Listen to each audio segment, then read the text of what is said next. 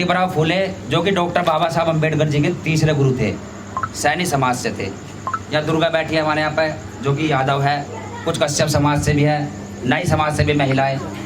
यानी हमारा जो यहाँ पर दिखाने का मकसद ये है कि ओबीसी और SC ST सभी लोग शूद्र थे, पूरे शूद्र थे सब उस समय। ज्योतिबराव फूले ने संघर्ष किया, कहा कि विद्या बिना मति गई, यानी बुद्धि, विद्या बिना मति गई, मति बिना नीति गई, नीति बिना गति गई, और गति बिना वित्त गया। इसका मतलब धन, और धन बिना हम शूद्र कहलाए। कितनी बड़ी बात कही थी उन्होंने उस समय। शिक्षा के बिना कुछ नहीं है, शिक्षा के बिना मानव एक पशु के समान है। तो उस चीज़ को देखते हुए हमने सोचा कि ये फिल्म सभी को दिखाई जाए, जिससे कि किसी के अंदर जागरूकता है। यानी यदि 50 महिलाएं हैं, 50 महिलाओं में से 2 महिलाओं के में भी जागरूकता आती है तो हमारी ये मेहनत सफल है। और बच्चों में से यदि 10 बच्चे भी जागरूक होते हैं इस बात को लेकर तो हमारा ये प्रयास सफल है। ये हमारा मकसद था। बाकी इसमें कोई राजनीति नहीं है, और हमारे जितने भी नौजवान भाई हैं सभी का सहयोग है इसमें।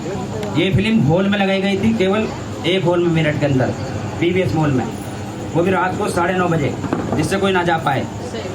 और इस फिल्म का विरोध किया ब्राह्मणों ने, बहुत सारे सीन इसमें से काटे गए। अभी कुछ सीन और देखना, लखवा मार गया था, एक हाथ में लखवा मार जाता है। इस फिल्म में भी ये दिखाया जाएगा ज्योतिबराव फूले को। उसके बाद भी अपना जो संघर्ष है वो नहीं छोड़ते। किताब लिखी गुलामगिरी, गुलामगिरी के बाद एक लिखा किसान का कोड़ा, और दर्जनों किताबें लिखी। तो उस चीज़ को देखते हुए मतलब इससे हमें सीख लेनी चाहिए कि कभी भी हमें कमज़ोर नहीं समझना चाहिए अपने आप को। अरे क्या हो गया? इंसान संतान पैदा नहीं हुई, उसके बाद एक बच्चा गोद लिया, फिर भी नहीं किसी चीज़ से रुके। तो फिल्म को हम शुरू करते हैं। आदरणीय महिलाएं, बच्चों एवं बुजुर्गों, यह बहुत हर्ष की बात है कि अपने महापुरुषों की जीवन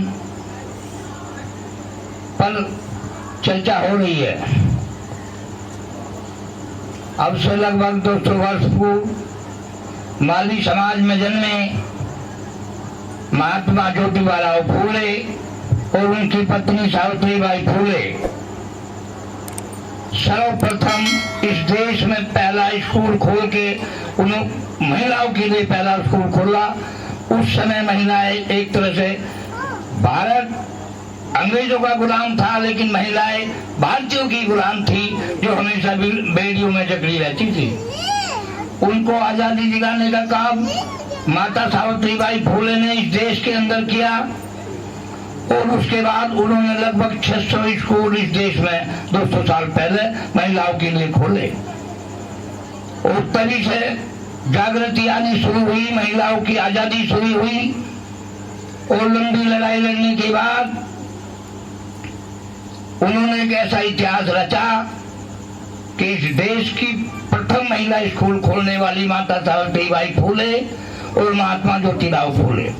इस पिक्चर में आप देख रहे हैं कि ब्राह्मणवादी व्यवस्था ने उन पर कितने कीचड़ उछाले, कितने गोबर मारे फेंक कर। एक समय ऐसा भी आया कि वो एक साड़ी यानी एक एक्स्ट्रा कपड़े अपने थैले में लेकर स्कूल जाती थी, और जो रास्ते में ब्राह्मणवादी व्यवस्था के लोग उनके कपड़ों पर कीचड़ फेंकते थे, वो जाकर स्कूल में जाकर उन कपड़ों को बदलती थी। तो इतने बड़े संघर्ष के बाद इस देश में महिला को आजादी दिलाने वाली माता सावित्रीबाई फूले हुई, लेकिन उनका साथ देने वाली एक मुस्लिम महिला थी जिसका नाम था फातिमा शेख। उस ब्राह्मणवादी व्यवस्था के से लड़ने के लिए उस फातिमा शेख ने, उस महिला ने उनको पनाह दी, उनकी मदद की, उनके संघर्ष में साथ दिया, तब जाकर जो है वो कामयाब हुए। लेकिन देश की व्यवस्था इतनी बेकार है कि महात्मा की उपाधि इस देश में, राष्ट्रपिता महात्मा की उपाधि इस देश में ज्योतिबराव फूले को मिलनी चाहिए थी, लेकिन इन बेईमान लोगों ने वो उपाधि महात्मा गांधी को दी। तो जिनको सम्मान मिलना चाहिए था इस देश में, उन्हें सम्मान नहीं मिला। आज विद्या की जो देवी कहा जाता है सरस्वती को, सरस्वती ने इस देश में महिलाओं के लिए कुछ नहीं किया, न सरस्वती कोई है। यदि सच्ची सरस्वती शिक्षा के क्षेत्र में है तो उसका नाम है माता सावित्रीबाई फूले। तो मेरा आप सभी से अनुरोध है, कितनी बाधाओं के बाद महिलाओं के लिए सर्वप्रथम स्कूल खोलने वाली पहली नारी इस देश के अंदर थी, तो उसका नाम था सावित्रीबाई फुले। अंग्रेजों के जमाने में इतनी बड़ी दास्तान थी, उसके बाद भी इन्होंने इतना बड़ा संघर्ष किया। इन्हीं के प्रचिन्हों को मानते हुए बाबा साहब डॉक्टर भीमराव अम्बेडकर ने इनको अपना सर्वप्रथम गुरु माना। सर्वप्रथम गुरु ज्योतिबा फुले को और सेकंड गुरु उन्होंने कबीरदास को माना। उन्हीं के प्रचिन्हों पर चलकर बाबा साहब ने वो इतिहास लिखा, वो संविधान लिखा, जिसके जरिए तमाम जातियां, जो गुलाम जातियां थी, जिन्हें छूट कहा जाता था, उनको आजादी मिली। उन्हें पढ़ने लिखने का अधिकार दिलाया, उन्हें हर तरह से घूमने फिरने का, रहने का सब अधिकार दिलाया। कौम इतनी गुलाम थी, अछूत वर्ग में बहुत जातियां आती थी। जितने भी आज पिछड़े लोग हैं, अनुसूचित जाति जनजाति के लोग हैं, वो सब अछूत जाति में आते थे, शूद्र वर्ण में। तो उस वर्ण से भी छुटकारा देने के लिए तमाम जातियों को, लगभग 650 जातियां हैं, जिनको आजादी दिलाने का काम महात्मा ज्योतिबा फुले के प्रचिन्हों पर चलकर बाबा साहब डॉक्टर अम्बेडकर ने किया।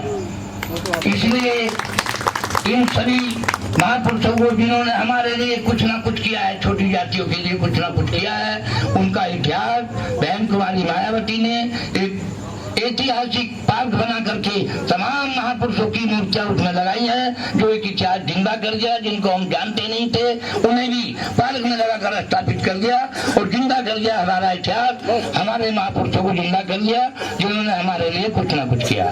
तो मेरा आप सभी से यही अनुरोध है कि सावित्रीबाई फुले हमारी जो है शिक्षा की देवी है, इसके अलावा कोई देवी नहीं है। ये सब ढोंग और आडंबर है। केवल मात्र यही शिक्षा की देवी है इस देश में। वो महिलाओं के लिए सर्वप्रथम स्कूल खोलने वाली माता सावित्रीबाई फुले हैं। नहीं तो इससे पहले कोई शिक्षा का अधिकार नहीं था। आज उन्हीं की देन है जो तमाम महिलाएं, हमारी बहन बेटी बराबर का दर्जा प्राप्त कर रही हैं। मिलिट्री में भी हैं, पुलिस में भी हैं, सब जगह बराबर का दर्जा दिलाने वाली केवल और केवल माता सावित्रीबाई फुले थी। कोई देवी और नहीं थी, शिक्षा की देवी सरस्वती नहीं थी। वो माता सावित्रीबाई फुले थी, जिनके प्रचिन्हों पर चलकर आज हवाई जहाज उड़ा रही हैं हमारी बेटियां, हमारी बहनें, और स्कूलों में बराबर पढ़ा रही हैं। वो सब अधिकार दिलाने वाली केवल माता सावित्रीबाई फुले थी। इसी के बाद मैं आप सभी को कह रहा हूँ कि जागरूक रहो और बच्चों को पढ़ाओ। दूसरों के बच्चों को शिक्षा देने के लिए कितना बड़ा संघर्ष किया माता सावित्रीबाई फुले ने, वो आपको सब देख रही है। ये तो बहुत काट छांट कर दी है इन्होंने सरकार ने चलने के लिए। इसमें बहुत पिक्चर में बहुत इतिहास इसमें और भी भरा हुआ था, लेकिन सरकार ने मान्यता कुछ काट छांट करके छोटी मोटी इसकी चीज दिखाई जा रही है। नहीं तो ये पिक्चर पूरी इतनी बनी थी कि पूरे देश में तहलका मचता इस पिक्चर के चलने पर। ये काट छांट करके सेंसर बोर्ड ने, जो भी है ये तुम्हारे सामने है, लेकिन फिर भी ध्यान रखो, शिक्षा की देवी माता सावित्रीबाई फुले है और हमेशा वो ही रहेगी इस जब तक ये इतिहास, इसका देश का इतिहास रहेगा। धन्यवाद। हमारे आदरणीय पिताजी ने बहुत अच्छी बात कही।